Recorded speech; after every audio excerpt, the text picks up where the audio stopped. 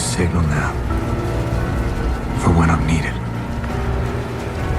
But when that light hits the sky, it's not just a call. It's a warning to them.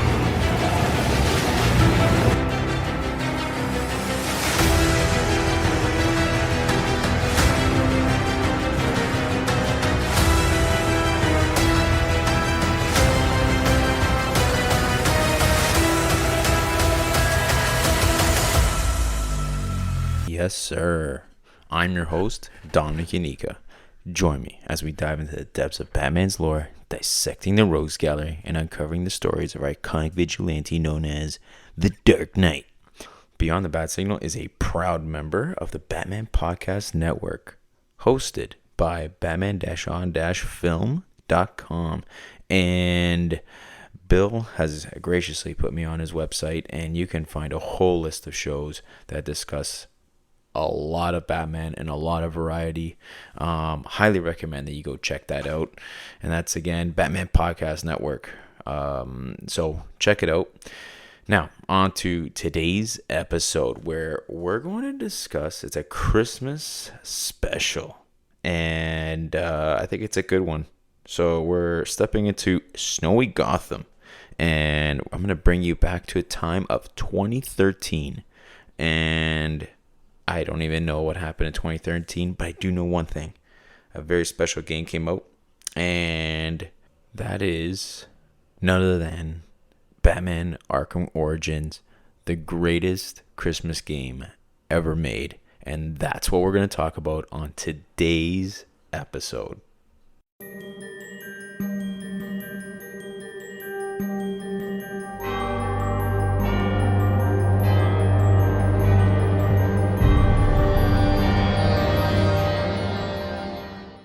So yeah, you heard me right.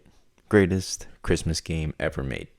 Better than, in my humble opinion, the Miles Morales Spider-Man game. Yes, it's Christmassy. They have Christmas missions. It's very festive. I like it.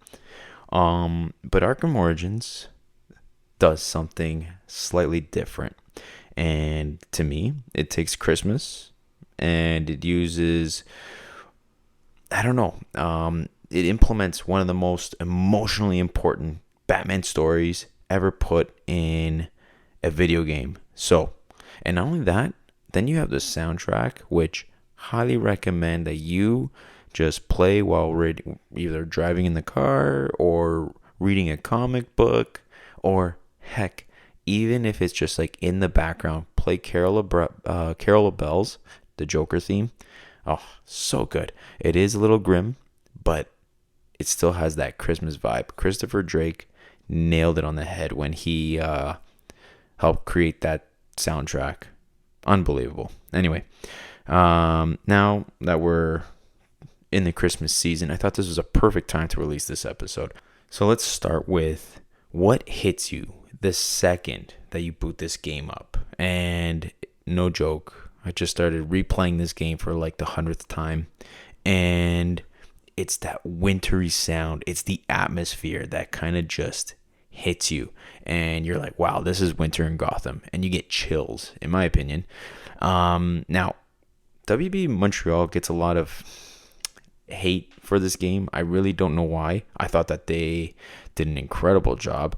But to me, they decorated Gotham for Christmas and completely transformed it into this like aesthetically holiday Batman environment in like a Gotham noir vibe. Like, I don't ever picture, Gotham with Christmas decorations that's just going to be pops of color and just be absolutely what I can envision is like Batman in, like, you ever watch that Grinch animated film where it has beautiful pops of color, it's bright and light? No. To me, when I think of Christmas in Gotham, I think of Arkham Origins. They still have the greens, the reds, the Christmas lights, the warm lights. But it's never, to me, it should never belong where it's like it's just going to be bright and absolutely stunning. You're still going to have the Christmas trees. You're still going to have the Christmas lights. You're going to have the wreaths. You're going to have the bows. And like that's exactly what I expect. And then on top of that, where you implement the music, that score really just kind of just hits you, and it hits that vibe. So what do we get from pretty much all of this? Like at the start, you got the snow falling constantly, Christmas lights kind of just glowing across the rooftops. There's a, one of the reviews say like, this Gotham City feels kind of abandoned. And, when you have 8 assassins or however many are going after Batman, yeah, you stay inside, But to me, they have holiday displays and there's the abandoned stores. But you have the garlands, you have the wreaths, you have some neon lights, But, and even like the criminals, they're wearing Santa hats. To me, like, it's just, it just gives me that Christmas vibe. Like, and it's no different from watching a Christmas movie to kind of get you in the Christmas spirit. The aesthetic and ambiance itself get me in the Christmas spirit as well, playing this game. And like, that's why it's a go-to for me. And I think that's why that the setting works so well. It's like the beauty of Christmas everywhere. But there's like kind of no one there to enjoy it because, they have 8 assassins out there and Gotham is what it is. So, but yet they still have that aesthetic. And then there's like the isolation that hits harder because, when I think of Christmas, it's a time of warmth, family, laughter, joy. And Batman is the opposite. There's no warmth with him, to be honest. Like, he's a cold dude. And, we're starting off, it feels like it's almost like a year 2 Batman. Not everyone quite knows exactly who he is, but he's still starting off. And he's at the beginning. And so you're not going to have a lot of joy. There's no Bat family other than Alfred, and Alfred's the only one who's trying to remind him it's Christmas Eve. So the city kind of becomes a reflection of Bruce's emotional state, which is exactly what you feel at the start of the game. It's cold, it's quiet, it's lit up just like how he is. He's aware, but empty inside. And to me, this is like the perfect Christmas Gotham, to kind of just get you into the game. Like, I literally Googled, I'm trying to find like a Christmas wallpaper for my laptop, just to kind of like, I want something that encapsulates exactly this setting. It's beautiful. It kind of reminds me of like, oh my God, Charles Dickens' Christmas Carol. And like, because at the beginning it's grim, it's no different. Anyway, yeah, let's get into the story. And again, like, why this just all kind of just clicks. Now, like, for me, the story, the holiday setting isn't just like about being cosmetic and the aesthetics. It's thematically necessary. So, like, what do I mean by that? Well, Black Mask, for one, is putting a bounty on Batman's head on Christmas Eve, which works because the entire GCPD is understaffed. People are home with their families. People are at home with their families, so they're inside. Obviously, they're not going to be outside. And then the city definitely is not prepared for this huge crime wave. And then here's Batman just waiting for the opportunity to jump. He does not have family. He's not going to be sitting around having Christmas dinner. And I always think about Christmas with the Joker, where like Batman just wants to go out on Christmas Eve, and Dick is just reminding him, like, buddy, let's sit down and watch a It's a Wonderful Life. Let's just enjoy. So yeah, like, to me, like, this is like Home Alone on steroids, where like there's escalation. Instead of burglars, well, we got 8 assassins that are just kind of like hunting this vigilante. And the other reason for me is Christmas amplifies Batman's loneliness. So like, I don't know what it is about snow and the bright lights, and then there's the darkness of Batman. But like it does amplify Batman's loneliness, where everyone else is inside celebrating with loved ones, and then here's Batman. Well, listen, I'm gonna go have to save Gotham, and yeah, Pete, they have a bounty on my head, and I'm gonna pretty much go on a rooftop and start fighting for my life. To me, it's brutal, it's harsh, but I also think it's like emotionally effective as to who Bruce is at this point in his early career. The other thing is like, like so spoiler alert, Joker's in it, and Black Mask is the one who puts the bounty. You have so many assassins, and I'll get into the assassins, but there's a lot to unveil, and I'm not sure how deep to get into this game, but I just want to talk about like some big themes. And the Joker twist feels like a really dark, twisted Christmas surprise. Like you think you're dealing with Black Mask, and then you open up this like gift box, and all of a sudden it's like a Jack in the Box or a Joker in the box that just kind of pops up and surprises you. Like throughout the game, like I didn't really know what was coming. I was surprised, right? Because I remember the advertising of this game was all about Black Mask, and like they did a really good job. And then this was the villain who reshapes Joker or Bruce Batman's entire life, right? Is the introduction of Joker, and it seems like it's their first encounter. So and they give such a great origin story for Joker in this game. Like it's incredible to what they have to offer. And then like another part of this game that honestly I love is Christmas stories, like the classic ones that deal with rebirth, reflection, transformation. And in this game, like Batman throughout the story discovers who he is. Like you see the evolution of a character, of where he started to where he was at the end. Batman's heart starts to warm up and soften. Joker discovers discovering Batman in Batman itself, and he's just like, I can't get over this, man. Joker's talking to Harleen Quinzel, Dr. Harleen Quinzel at the time, and it almost seems like he's talking about her in a relationship, but really who he's talking about is Batman. And it's just like this, obviously not in a love interest, but like who this guy is memorized by. And on top of that, in the beginning of the story, you have Batman and Gordon's relationship. Gordon not necessarily trusting on who Batman is, but as the game progresses, Gordon begins to trust who Batman is.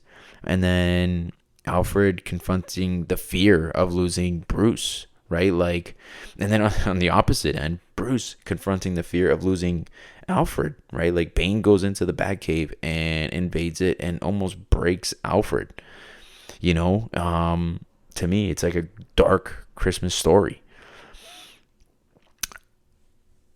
And speaking of dark Christmas story, like, you have 8 assassins that are going after Bruce on Christmas Eve. And I think one of the coolest things about Arkham Origins is this rogues gallery that they have. And it's a deep lineup and characters that at the time I didn't even know who was who. Like Copperhead, who the hell was that, right? And you got like some lesser known names, but they have a lot to offer throughout the story. And it's like, man, like you can really do a story about these guys.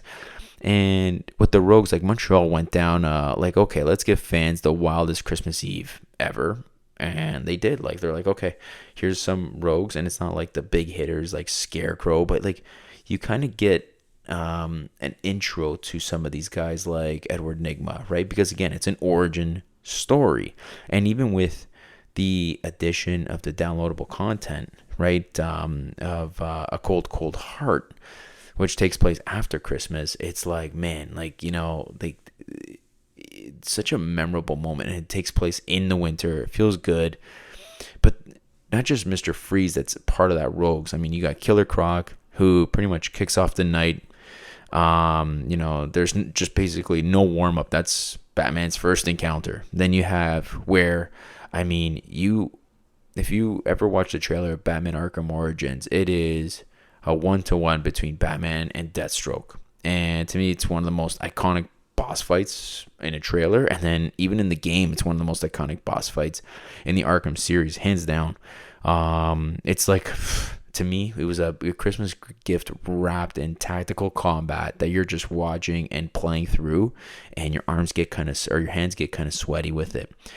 The one that always stuck with me, though, aside from Deathstroke, I think Deathstroke's the obvious, but Copperhead, because I didn't know who she was, but to me, it was a trippy sequence in the game. It's like a Nightmare Before Christmas, right? And or you can talk about like Ghost of Christmas Future, right? Like, it was just so trippy. And holy Jesus, like it had vibes of Scarecrow, to be honest, but really cool as to like how they incorporated Copperhead into this game.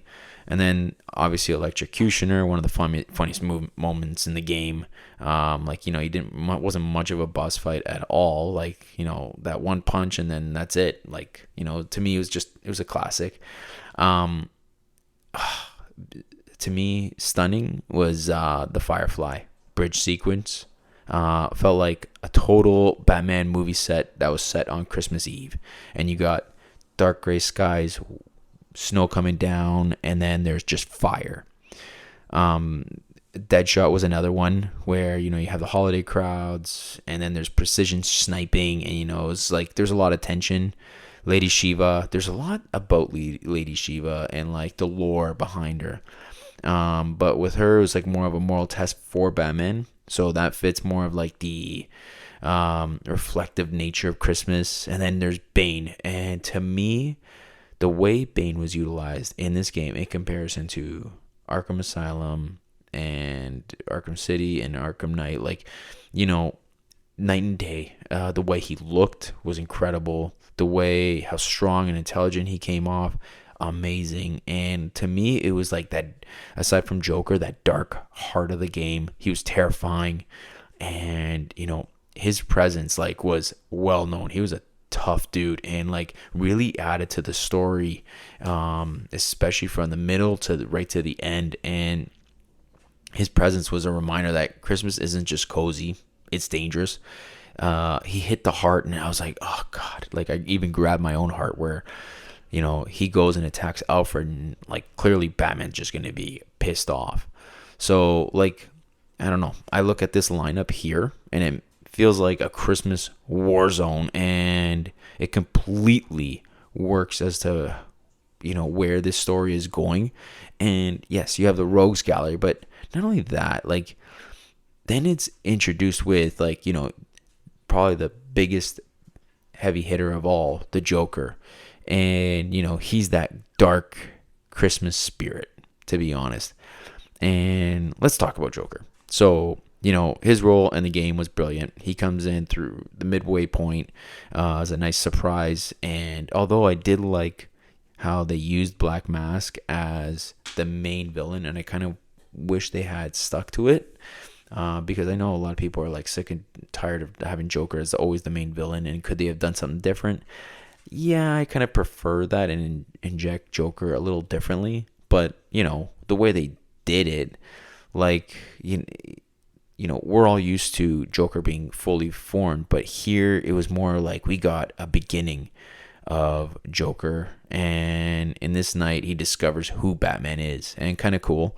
The Christmas setting makes up the scenes of, I don't know, like there was a cool hotel sequence. There was where you might remember, Batman has to get to the top, find Joker, and then there's, I just remember that it's about to, like, the building is about to explode, and Batman has to get out, and then his encounter is, there's a Bane fight, right? And I just remember right before, like, I remember Batman saying, talking to Alfred, and just saying, like, Merry Christmas, and it was just like, like he's still out and wishing him a Merry Christmas.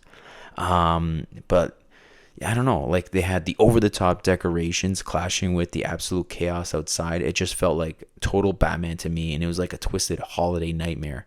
But I love that the fascination with that Joker had with Batman. that gift of discovering a person who can challenge him and fits the theme of new beginnings. Like, like the Joker's monologue of how he talks about Batman to Harleen Quinzel. It just totally stuck with me, and really built on the Arkham lore, to be honest. But this might be weird to say, but this is a Christmas story that kind of gives birth to one of the most iconic relationships in comic book history. And if you don't know what I mean, highly recommend that you just kind of like look up Batman Joker Arkham Origins on YouTube, and you'll see like it's like a nice monologue of what Joker is simply saying. And then you even get like a flashback as to how Joker comes to be. And they inject a little bit of that Red Hood story into it, and it's beautiful. Like it really is. One of the more emotional parts of the story was also Alfred, and like trying to center Bruce. And to me, he's the emotional part of the story. There's no doubt. And you can't talk about this game without talking about Alfred, and he is, in my opinion, the heart and the emotional anchor of the story, hands down. He's the man who raised Bruce like a son, and it's Christmas Eve. He's terrified he's going to lose him because you have a bounty on Bruce's head, or on Batman's head, and there's 8 assassins that are dangerous, and a guy like Bane is after Batman. Okay, so you have a father figure who's obviously going to be concerned, and we're trying to encourage him. Listen, it's Christmas Eve. Stay here. And, there's emotional conversations, like, and Alfred's just trying to like reason with Bruce, and Bruce at the beginning is harsh. Like, he's mean, and just like, he's a dick, right? Like, he straight up is. Like, he just is having none of it. He always sounds angry, and every conversation kind of just hits harder because like it's the holiday season, and like you talk with family, and it's kind of like you kind of look at, I don't know what it is, but you kind of just put things aside, and you're like, yeah, let's enjoy the family, because that's what it's about, is being around family.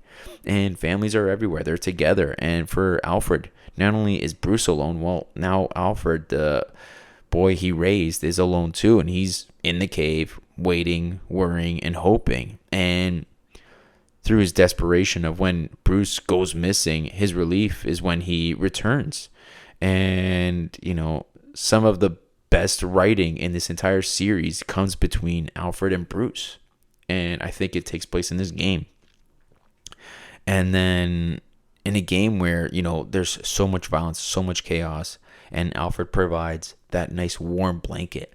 And it really strikes an emotional chord with myself, and I'm sure many fans, where Batman and Alfred are having an argument, and it's just like, listen, I gotta go out. This is my job, and this is what comes first.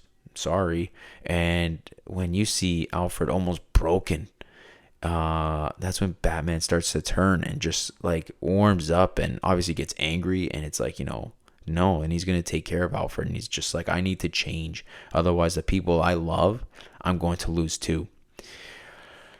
Now, gameplay that feels very much like Christmas, in my opinion. It's not just the story, but it's the gameplay that kind of feels Christmassy. So the snow, when it's snowing, it changes its visibility, the sound, the mood. I love the wind that kind of just sounds like it's blowing through the screen. The rooftop traversals and blizzards is stunning. A lot of the Predator rooms are decorated with lights and seasonal displays. Again, I mentioned some of the side missions where you got villains with Christmas hats. There's even one with anarchy happening during the holiday crowds. I love to think that the gadget upgrades were like holiday gifts, especially as a fan. Everything kind of just works together. It's nice. It's cohesive. But the story's great, but what the sounds, the soundtrack, the everything, that just how it looks, how it feels. And I don't know.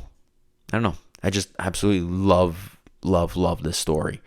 And then there's in my opinion, like why this makes this a great Christmas game. There's a lot. And to me, it's, what is it? Well, one is the atmosphere. To me, it's unmatched. And when I think of Christmas, like I love going downtown, like going, even whether it's New York City or where I live in Toronto. I love seeing Christmas in the evening where it's dark, but the lights pop and you have the trees all lit up, Christmas lights all over the buildings, music playing. You don't really get that during the day. You can't really see the lights, and there's just something stunning about lights everywhere. It gives that warmth, and then you have everyone people are off work, they're with their families. I don't know, but the Christmas atmosphere to me is unmatched, and that's why I think it's better than the Miles Morales game. There's just so many reasons why. The holiday theme enhances the story to me, and it's not just a backdrop. Like, they really inject what Christmas is, and they really use it to its advantage. And the replayability about this game, for one, it can be played anytime, but like every Christmas time, like season, I am always like urged to play this game more than anything. It's kind of like watching Batman Returns, however, and it is a Christmas movie. But it really does enhance the story, and like the theme, the winter theme, like it really adds to it. And there's something about Batman and snow. Don't know what it is, but it really just makes it feel special. And it's not a lot that we get, but it's beautiful. And I just love snow at nighttime. It kind of lightens up the area, and then you add the Christmas lights. I don't know. And then we have the loneliness of Christmas Eve enhances Batman's emotional arc. And then there isn't a lot of emotional growth with Batman throughout this story. And the writers do a fantastic job to me. It's, about how they see the growth of just Bruce himself and Batman, and how he learns, and you see how he's encountering his new villains and what he has to do in order to take them down, but also worry about the ones that he loves, which is his one and only. Is really, you have Alfred. They had also, when I'm talking about this, I thought that they had really good Easter eggs in here, and one of my favorites that stand out is the postcard from Andrea Beaumont. Love looking through the cave, and like that game, like that's one thing about the game, that it gets you to explore the Batcave. Truly enjoyed that aspect, and even the detective part of it, where you're kind of like, okay, like let's break this all down and how this murder came to be, something different. And as you walk around the cave, you can see the Batmobile's getting repaired. And you see the Bat computer, just you get to use the Bat wing and just hop on wherever.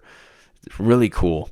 Alfred's role is pretty prominent in this game. To me, it becomes the heart of the Christmas message, and he really does nail it at home. And to me, it's, he's the heart, and he gives that warmth to someone who's so cold, and eventually he gets to melt. To me, also, the game becomes a tradition, like with thousands of players, like that we love to revisit this. And I know, like I almost feel like it's unpopular to say that this game is underrated, but it is, because it's been said so many times, and I don't know why it doesn't get not a remake, but just a remaster. And thousands of players replay this. Like, you go on YouTube, there's a lot of arguments to be said about why this is a fantastic game. And I highly encourage, if you guys haven't played it, play it. Whether it's on PlayStation, Xbox, or on Steam, it's totally worth your time. And it delivers on the Christmas arc. There's isolation, there's conflict, then there's discovery. So like the isolation of Bruce Wayne, just like completely isolated from the world, and of who is he, who's Batman. And then he kind of like, there's that discovery also, like with one, Bruce and himself. There's like growth within him to finally realize like of what's important. And yes, there is a mission that's important, but also the ones he loves is also very important. And it's like the growth I saw in the Batman movie, where it's not just vengeance, but like, there's something more out there. and he becomes more. And to me, it's a rebirth of Batman. And for Joker, there's also a huge growth.